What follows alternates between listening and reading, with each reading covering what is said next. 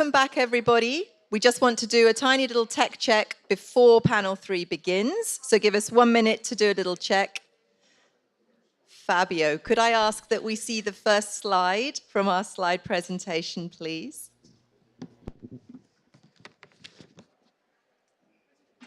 There we are. You want to try the slide clicker? And we're going to try the slide clicker. Where do I? If you just use it here.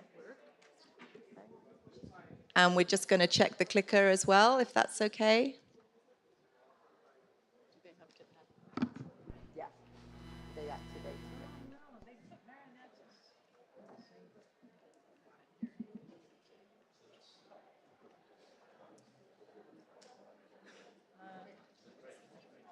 I clicked it and it went to the last slide.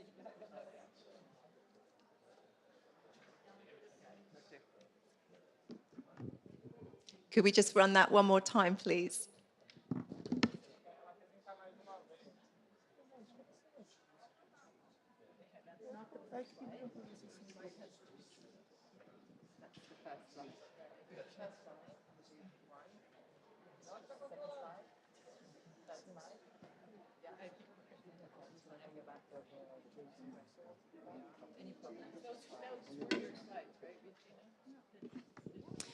Thanks so much. Okay. Well, welcome back, everybody. I hope you had an opportunity for a bite to eat over lunch. I took advantage of the free ticket for the temporary exhibition. Well worth it. You just go to the customer service desk, wave your badge, they give you a free ticket, and it's brilliant. I come from a science center, ocean literacy museums background, and it's well worth getting in there for just 5 minutes. And it's a sort of magical interpretation of the environment that we all know so well, working in marine science, but to see the public interacting with the exhibition, thoroughly recommended. One more announcement before we get started. The dedicated Wi-Fi for the meeting is now up and running. It's brilliant. If you go to your available networks, it's called BBNJ. The password is lowercase BBNJ 2026. So we can all be online much more easily. So, it gives me great pleasure now to introduce the third panel of the meeting. And I'm going to hand over now to Lisa Levin, who is Professor Emeritus at Scripps Institute of Oceanography at UC San Diego. And she will be chairing panel 3, which is about climate change, scientific and governance perspectives. Lisa. Okay, thank you for the introduction. Thanks, everybody, for rushing back from lunch. Most people are aware that climate change presents profound challenges for ensuring the conservation and sustainable use of marine biodiversity in areas beyond national jurisdiction. But the BBNJ agreement also offers new opportunities to help address climate change, and I think many people don't realize that. In this panel, I'm first going to introduce very briefly how climate appears in the BBNJ text, and then introduce the panelists. Each will give a brief statement, and then I'm going to ask each a climate-relevant question. And after they answer that, I'm hoping we have time for audience to ask the panelists questions. Okay. I need this.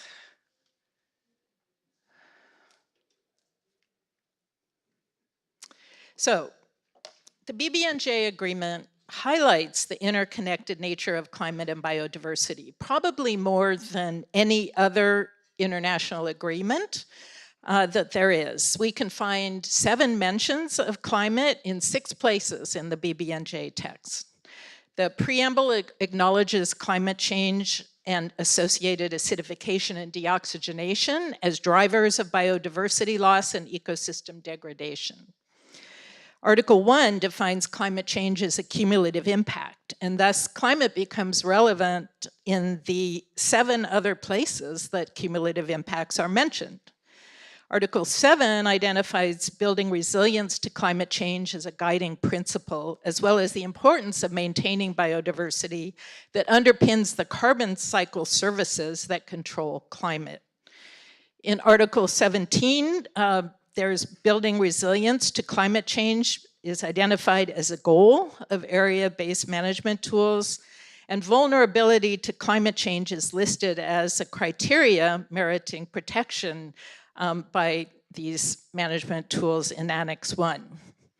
Annex 2 offers knowledge and research on climate stressors, warming, acidification, and deoxygenation as a focus for capacity building and technology transfer. And notably, even where climate is not directly called out, it may be necessary to consider in promoting cooperation among other bodies and agreements and for scientific research to achieve the BBNJ goals.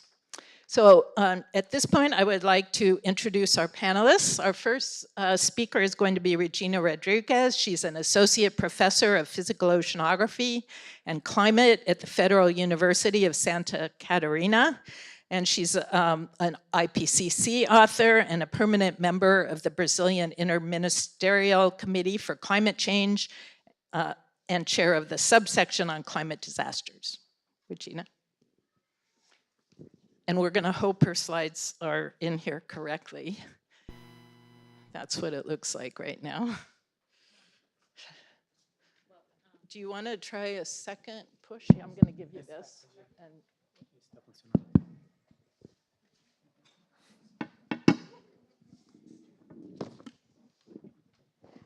so it's not kind of the original slides, but anyways, so I would like to thank the invitation anyways and be in this panel and go straight to the point because we don't have much time. I was asked to say what is at stake in terms of ocean climate impacts, and maybe we all know, but it's good to remind ourselves the biophysical impacts of climate change on the biodiversity, which is actually relevant for the BBNJ. Ocean warming has already caused mass coral bleaching. 50% of the reef is impacted at the moment. Polar species shift is altered monsoon and current patterns.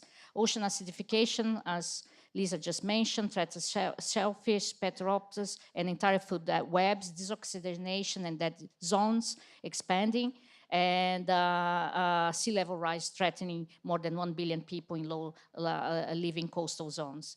The socio-economic cascades goes on, and 3 billion people rely on seafood as primary protein source. So declining of fishery production threatens food security, blue economy sectors, estimated more than billions of annual risk by 2050. And climate-driven displacement and conflict risk is high, ocean-dependent too, in regions, particularly Pacific, Bay of Bengal, and West Africa. So let me just try to move on this, if I can. So what a BBNJ does not solve or not treat, no emission reductions. I'm talking about from the perspective of climate, and the IPCC does not govern greenhouse gas output. Deep sea mining, geoengineering, and ocean carbon capture storage remain on separate tracks through IA or IMO. So there is also a blind spot on the EEZ. All the BBNJ applies only to, obviously, the beyond national jurisdiction, but there is a lack of a link there. And obviously is where the majority of productive fisheries, coastal ecosystem, and blue carbon habitats sits within the 200 nautical miles. But mostly of my heart is the link between the UNFCCC and the BBNJ disconnect. The two treaties operate in parallel with no formal bridge, and that's what I would like to, discuss a little bit more. So also the high seas MPAs are not yet linked to the NDCs process or Article 6 carbon markets. And this maybe would be something to look at. And the financial gap, I didn't see much people talking about, but it's 1% of the global climate finance at the moment goes to ocean purpose. So I think we needed to find a mechanism, financial mechanism that would help both, not just the ocean in the context of the UNFCCC, but also in the BBNJ. So I'm gonna jump because I don't wanna take too much time. So let's see, my last then slide, which I think is this one. I think 5 immediately priorities is ratification of the BBNJ now by all parties, that is not yet. First MEPA proposals at COP1, but with robust EIA standards, but bridge BBNJ and UNFCCC. And the scale ocean finance in this context, I think this is important, and we should then ask ourselves the question, do our governance frameworks, national, international, match the scale, speed, and cross-boundary nature of these climate impacts?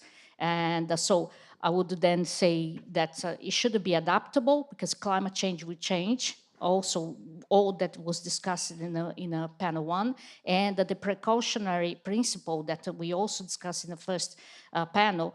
What can we learn from UNFCCC? Because we try as a scientist to put it this, and yet in this process of the UNFCCC, we're still going through the tipping points, and we haven't advanced too much in that respect. So what can we learn from that process and not make the same mistakes? Okay, thank you. We're going to just run through the speakers now. Our second panelist is Juliano Palacios Abrantes. He's a marine scientist at the University of British Columbia. And he is interested in how climate change is affecting the oceans and the management and conservation of marine fisheries that straddle international boundaries. Thanks, Lisa. Olá, todo mundo. É prazer estar aqui de volta em casa. Eu vou dar meu statement em inglês. We all know climate change is affecting the oceans, and that is shifting marine biodiversity.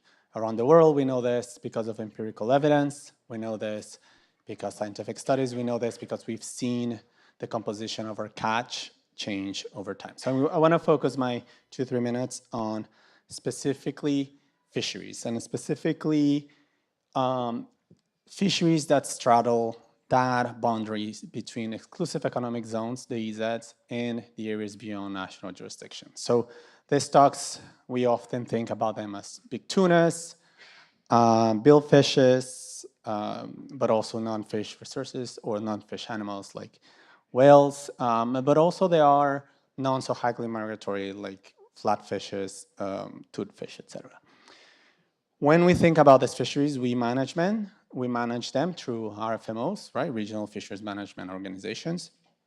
And these RFMOs are often mandated to manage one single species or a few species that are actually in their areas. And they're not necessarily managing the whole set of species. These are complicated stocks to manage. They're across multiple jurisdictions. There's a lot of different stakeholders interested in them.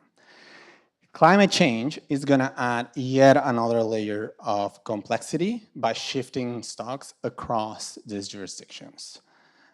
In a recent study, we found that many tropical straddling fish stocks, so the ones countries on the top, are actually going to move from exclusive economic zones towards the high seas, as the arrows point out. This is going to cause international conflicts, as we saw or we've seen in Europe because of mackerel. It can shift stocks to places where we don't have agreements or where they are not protected or managed. And it could also increase inequity, as only a limited number of wealthy nations have capacity to access high seas.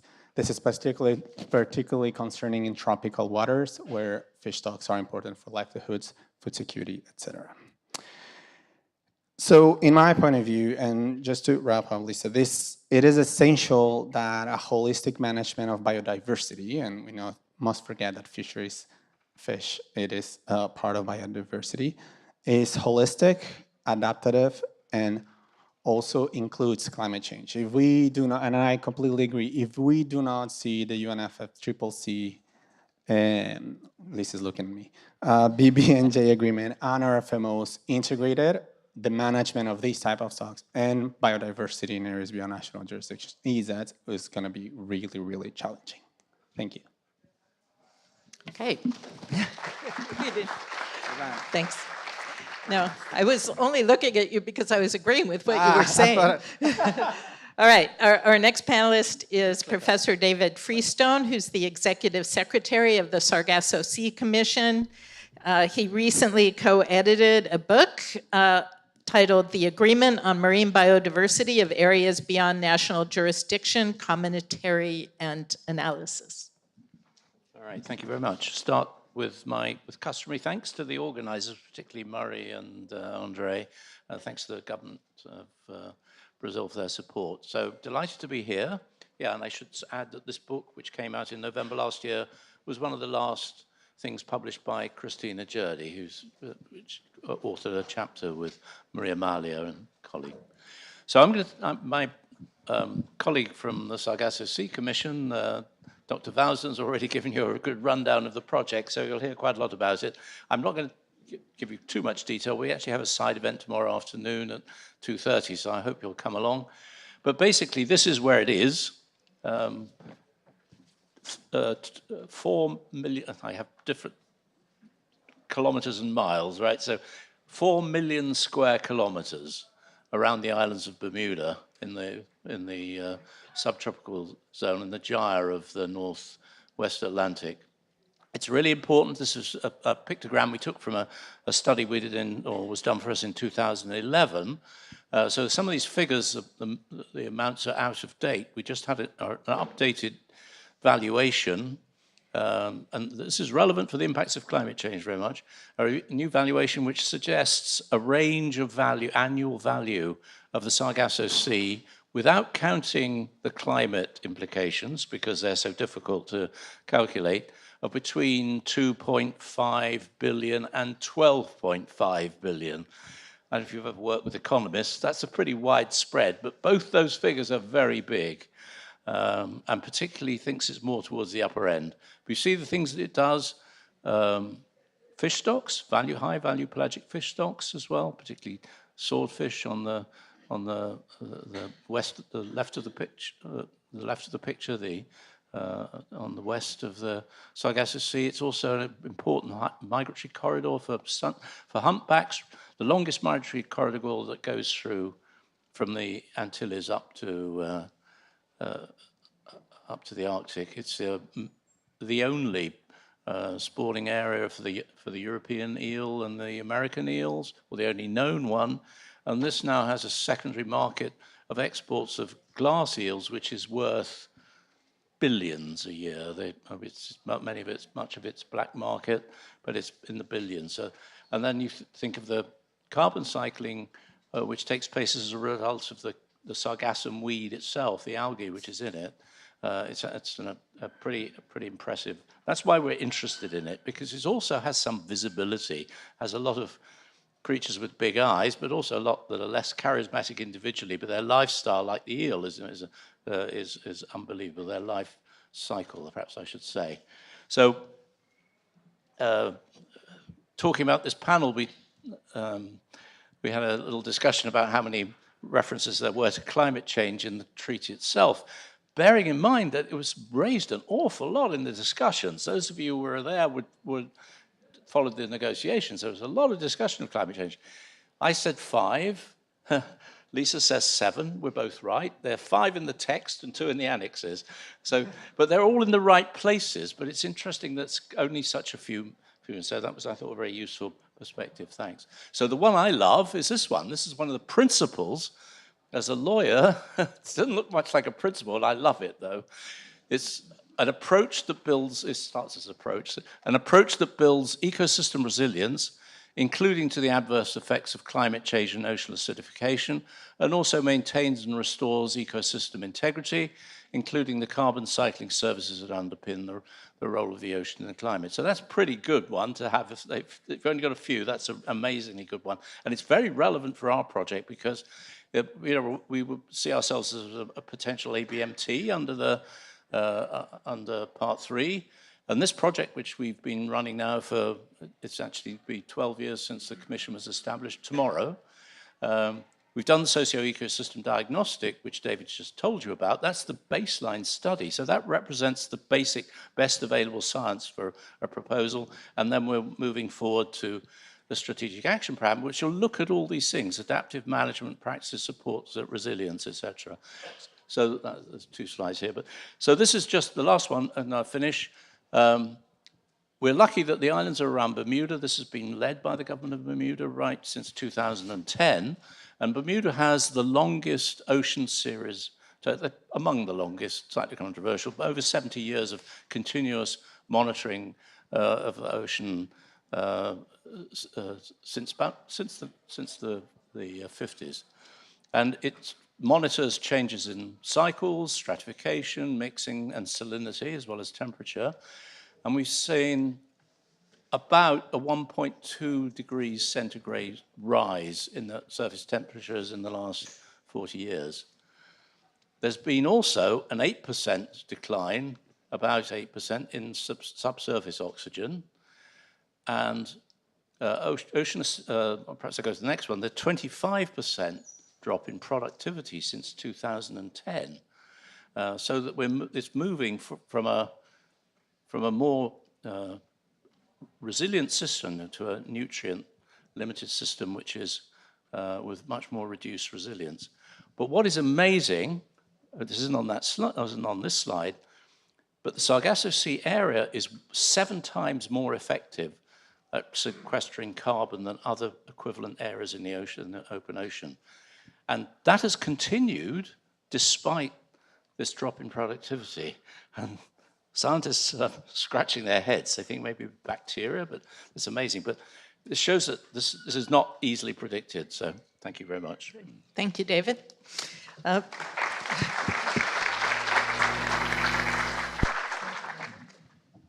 And so last but not least, we have as our panelist, Professor Marinés Scherer. She was Brazil's special envoy for the ocean at COP30, and she's a professor teaching integrated coastal management and spatial planning at the Federal University of Santa Catarina in Brazil. Thank you, Lisa. Well, first of all, thank you for inviting me to be here in this panel. Thank you for the organizers and my colleagues on the panel. And I want to talk about, and it will be brief, about sustainable ocean planning and management. And I thought about bringing you first the concept, and then I thought better, and that a picture, not there, a picture is worth 1,000 words, okay? So here you have what is sustainable ocean planning and management, and everything that we do should fall within this framework. So you have a continuous, the first line from land, territorial seas, EEZ, and the areas beyond national jurisdictions. And you can see that you have sustainable ocean planning as a comprehensive, holistic framework that encompasses all the policies, strategies, tools that we have to manage national waters, EEZ. So integrated coastal zone management, marine spatial planning, marine protected areas, climate plans, biodiversity plans. We can all put that within this framework, within this umbrella of sustainable ocean planning and management. But we still don't have that set for areas beyond national jurisdiction. But we need to understand what we have in the national waters, and to have a continuous of protection, a continuous of sustainable planning and management. So we need the ecosystems, coastal ecosystems, to the high seas, well managed.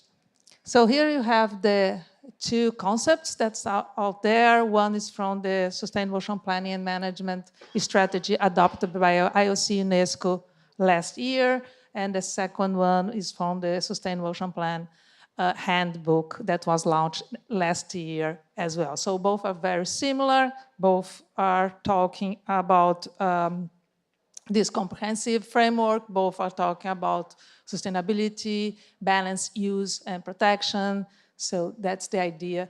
And that's so strong that at COP30, we put together a plan to accelerate ocean-based solutions. And this plan is based in 103 solutions that were brought by international organizations. And they are all framed in this idea of sustainable ocean planning and management. So you call that the blue package. So the blue package is how we deliver this sustainable ocean planning and management with all these solutions. And then the last one is just to say that we do have already people think about that, and how do we, in terms of climate, how do we have climate smart ocean planning and management? So that's a publication from 2024, as far as I remember, and it has some like 10 things that we should have in our planning and management, and goes from ocean health, recognizing the dynamic of systems, the science, what is behind, how important are these ecosystems, how important it is to integrate the different stakeholders in decisions, and to have adequate governance and legal framework. That's all for me now. Thank you. Okay.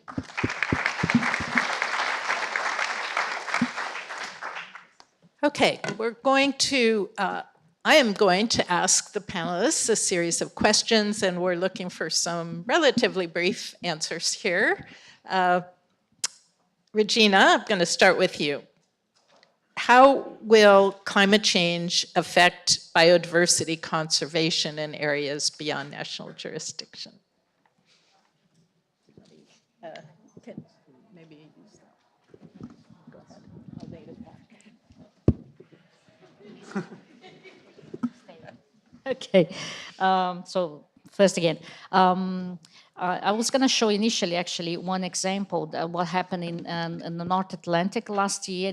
From 2023 to 2024, we have a massive marine heat wave, and that lasted for 6 months or so. And the impact of that, we know that the ocean is a huge uptake, gets of heat, 90%, and 1/3 almost of the carbon, right? And just that event, it actually reduced by 10% the uptake of CO2 that year. So my question, what I want to raise is that, and the impacts on biology, there is already studies that show that there was a shift in blooms of a certain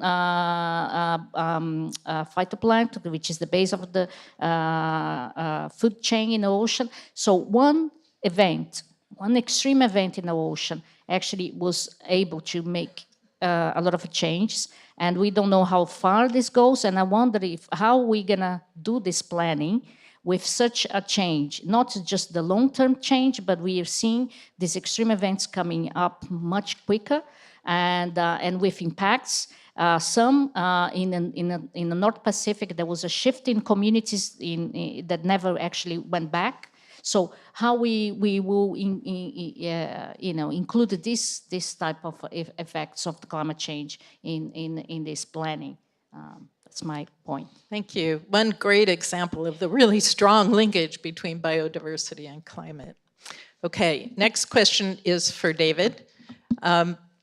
What role can EIAs, environmental impact assessments, and area-based management tool processes play in a changing ocean? Okay. I have a colleague who says, I can answer any questions Briefly. as long as they're easy ones. I mean, okay, they're the best tools we have, right? Think of others, we could have been thinking about them during the time of the negotiation.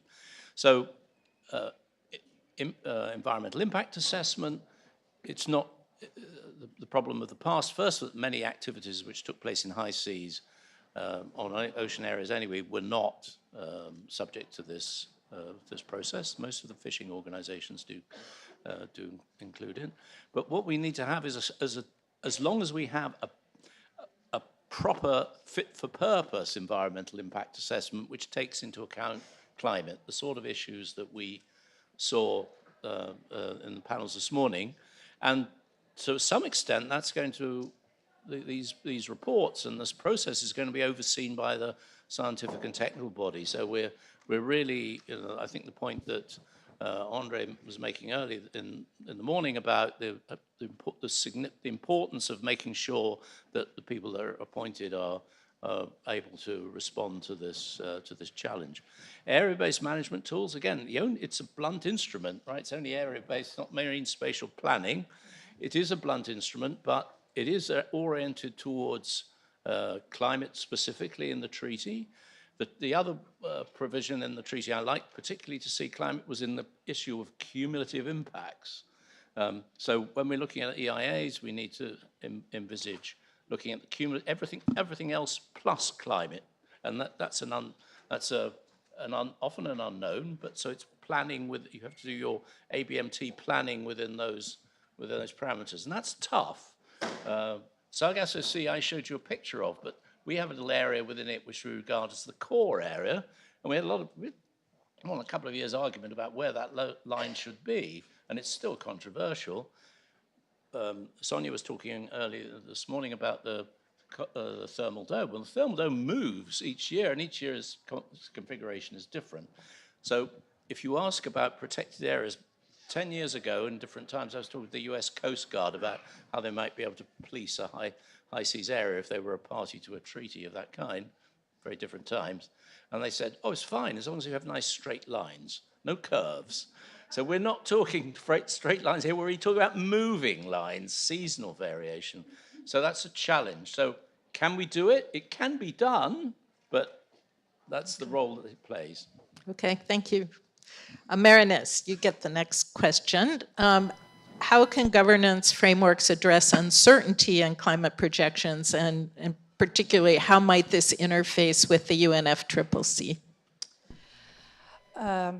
Well, apart from all the science that we are already listening here, that you have to know it's a changing environment, but it's a unified environment as well. So we have, in terms of governance, you have to treat the ocean as a one thing, and then it does requires that we work together. We have been listening the words multilateralism lately, for the good and for the bad, and but we do need that, and I think the ocean is the perfect space for that, for us to work together and use the word that we're using at COP30, so like a mutirão, that's a Brazilian word that means everybody working for the same thing.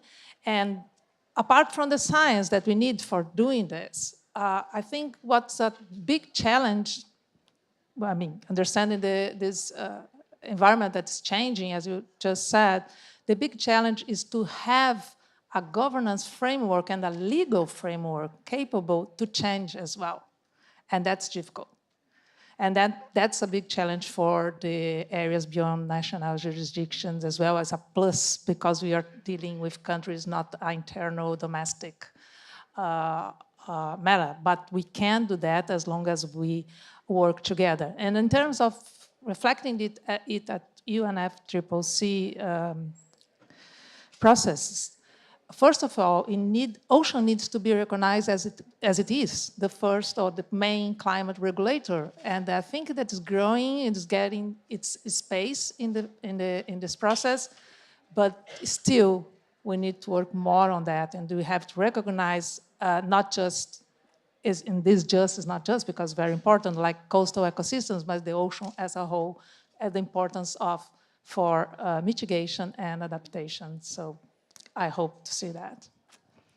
So everybody can put on their thinking caps about how to build in that flexibility for a changing ocean into our BBNJ agreement.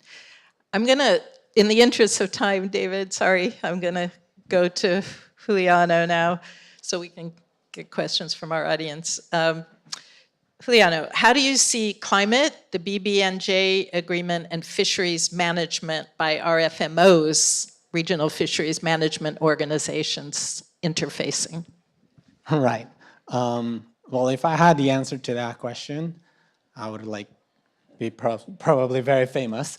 I think we need a whole workshop for that. It is the next big challenge, right? Or one of the next big challenges is how do we integrate these three very important frameworks to talk to each other? And truth is, at least in my opinion, is that no fishing management, ocean conservation, any type of marine organization governance that we do in the oceans needs to have climate change into its consideration. There's no point of that. And I think in an ideal world, the UNFCCC could set those goals, could set those steps to be followed.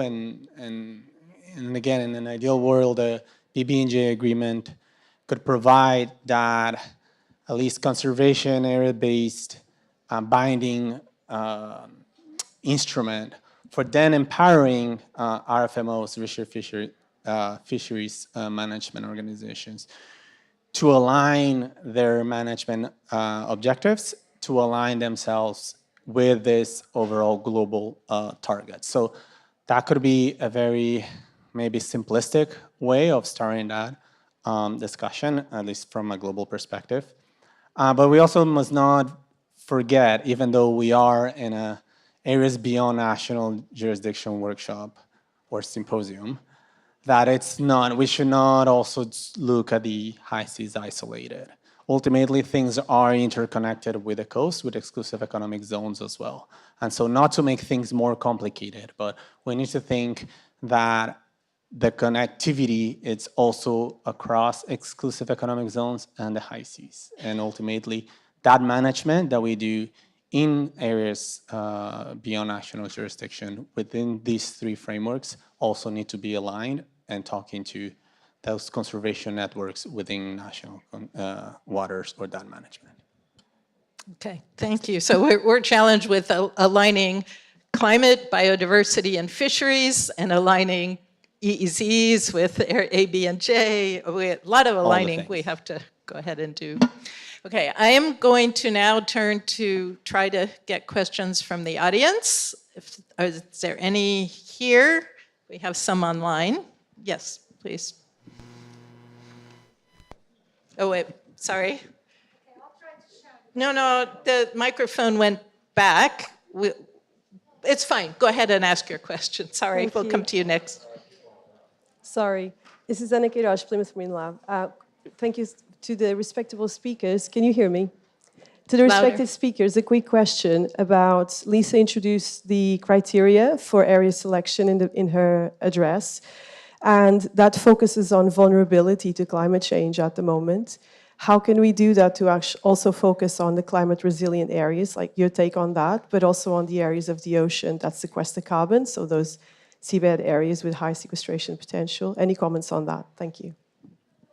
Okay. I will make a comment that we did try to get some of that into Annex 1 and didn't successfully, but panelists, do you have a response? Fools rush in. So, good question, and actually allows me to make the point that I was going to make earlier, which I was hoping to make, which out of turn, quite legitimately ruled out of turn. Can you hold the microphone closer? The issue of flexibility is really important, and I think that comes into answering that question as well. That's not the only issue of climate change which should be taken into account. So if you think of the work that the PrepCom's doing now, it's actually filling in all the gaps which were left in the negotiations of the actual BBNJ agreement itself.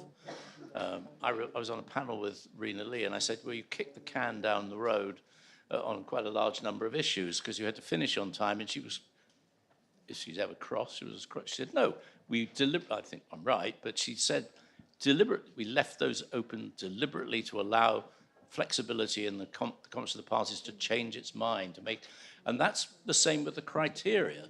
The Annex 1 is subject to review by the scientific and technical body, and they can add to it as well as, prioritize them. So it's not a full answer, but I'm happy to let anybody else try it. Anybody else want to tackle that, or I could? Okay, that was actually the first question online as well. So I think, was that from you? Or no? Okay, somebody else asked that. But so we've sort of answered that. But let's go ahead to, you don't want to ask your question? Alex, go ahead. Oh, did you change your mind? You want to ask the question? Someone changed my mind for Please. me. No, quick. Introduce quickly. yourself also. Well, I'm sorry. Yeah. My name is Monica Milbert, and I've been working with all kinds of things and the IPCC's ROC report.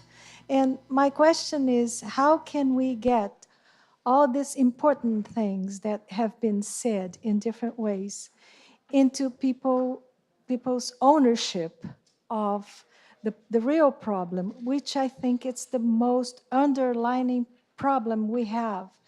We have the science, we have input, we have government will, but how can we get people to own the problem that we're talking about and start supporting us? Because without their support, there's not much more we can do. Thank you. Okay, Regina.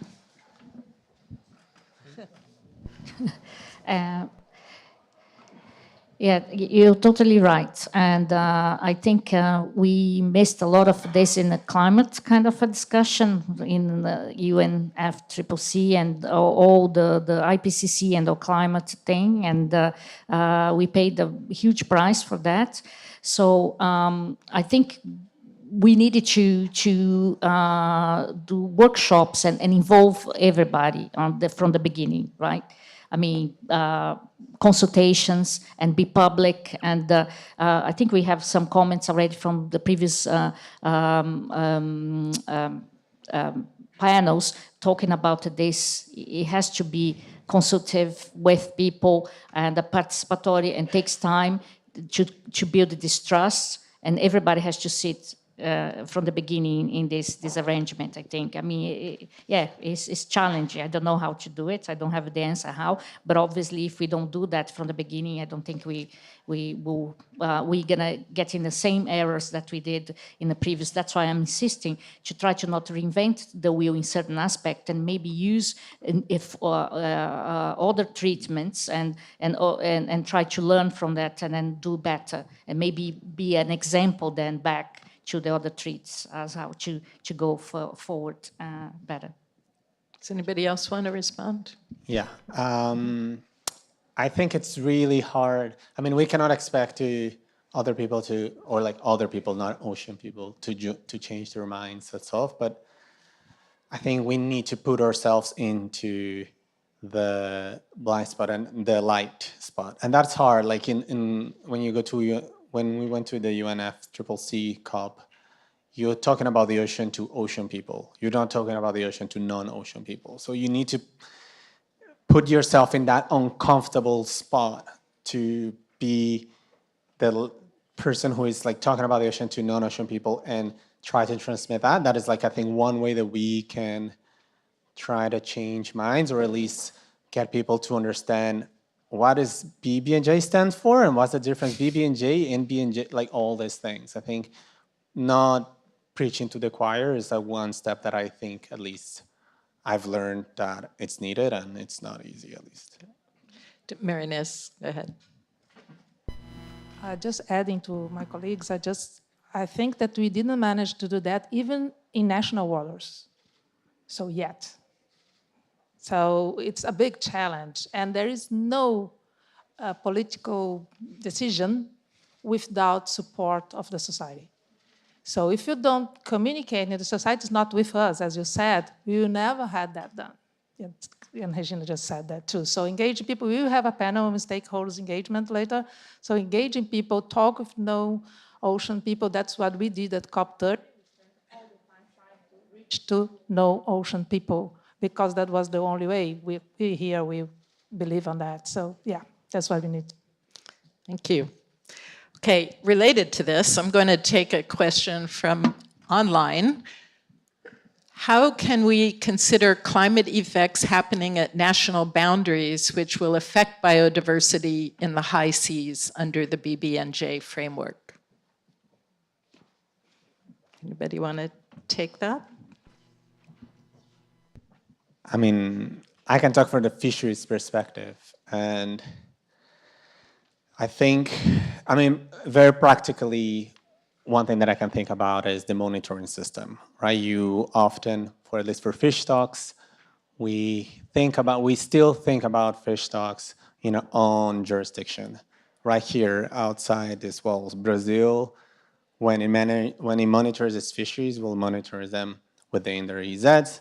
And then if you go south, Uruguay will do the same, Argentina will do the same. Although Uruguay and Argentina now, they have their shared area and they do share monitoring. So we need to start thinking about these monitoring systems to be transboundary. They should not stop at the 200 nautical miles because, I mean, they said in the morning, right? Fish, they will not respect political boundaries. They don't need visas like most of us to cross these areas. And so if we stop our monitoring here just because this is our 200 nautical miles and that's the other country, then that's not going to work. So can we establish these systems of trans-political monitoring, these surveys, so we can actually capture the whole habitat or characteristics of biodiversity or population or whatever you want to manage? I think some of those transboundary effects might apply to marine geoengineering that happens within national boundaries and moves out as well. Anybody else want to take this, or I can go on to another question? Just again, that's again stressing that the ocean is just one. There is no boundaries, and if you don't work all together, we will fulfill the effects out everybody. So, it's again the communication. It's understanding that. Then I still think that we work in boxes. Thank you. All right. Another different question. What funding opportunities exist to support climate and ocean research that directly informs management and policy levers under the BBNJ agreement? Finance. What funding opportunities exist that will link up climate research to the BBNJ?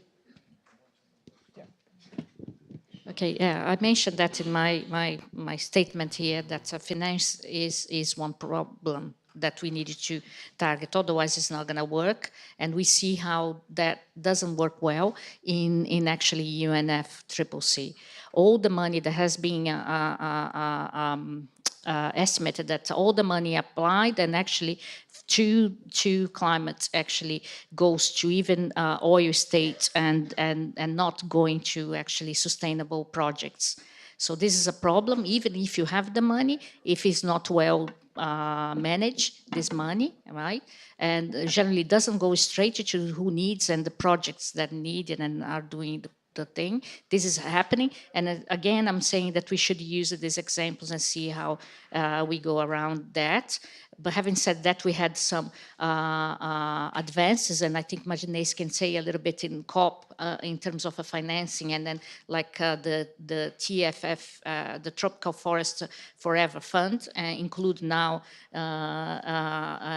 mangroves, which are tropical forests. So this is we can get this money now, at least for this type, not to be not beyond jurisdiction, but is a start that there are some marine environment that now can assess this money. So we could think about something like that, extend this type of thought to get this finance, but also learn the mistakes that which type of mechanisms we can use that actually will provide the money for the research, which is part of the whole process. We needed that research to understand better, implement better the goals of the treaty.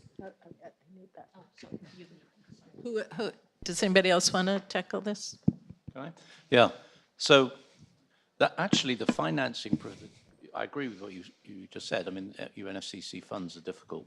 The Global Environment Facility, which we have a small grant from them, will of course become, once the COP is operational, then the COP will be giving directions to the GF as to how they will spend that money, and that fund is being replenished, and they're expecting something like 10 billion less than they would have had the last time because a major donor dropped out.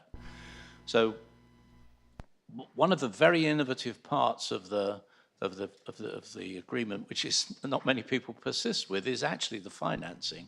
So there's a fund which to finance attendance. There's also a very innovative provision relating to, at some point, collecting benefits from marine genetic resources, which would then be ploughed back into developing countries, developing conservation projects. And then there's also this other provision, special funds, which can use private sector funding. And the financial architects are very excited about it. We haven't seen anything from it yet, but this is the first time that a multilateral organization has actually set up agreement, has that kind of flexibility. So there may be, I mean, these are difficult economic times generally, but there may be those opportunities which we, again, flexibility in the wording, also flexibility in the the conference of the parties in deciding how they're going to take advantage of that.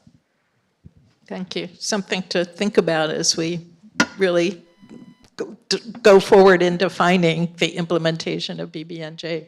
I know we're like, do I have 1 more minute? 2 minutes? Yes?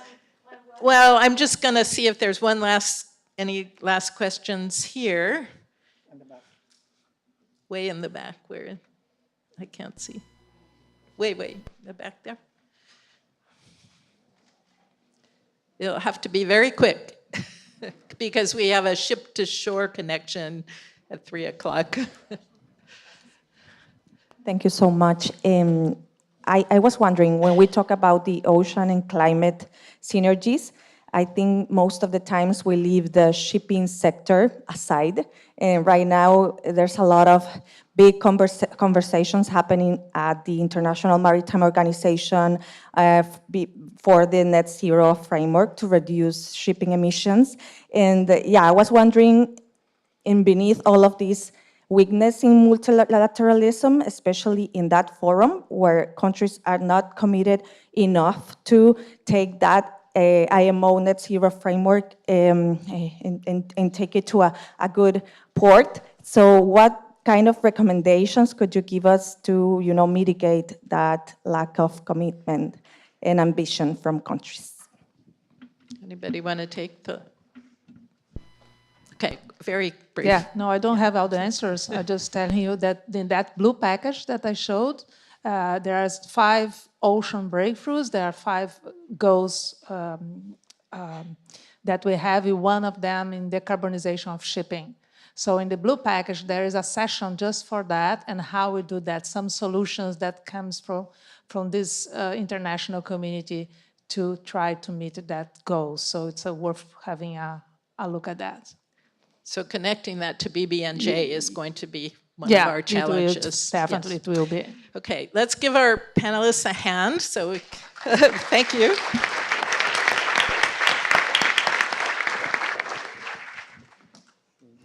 Wow, Lisa, that was impressive, keeping to time. Thank you so much. I really hate to break off the great questions, great discussions. Thank you so much to everybody. If you want to make just your way carefully downstairs, that would be lovely.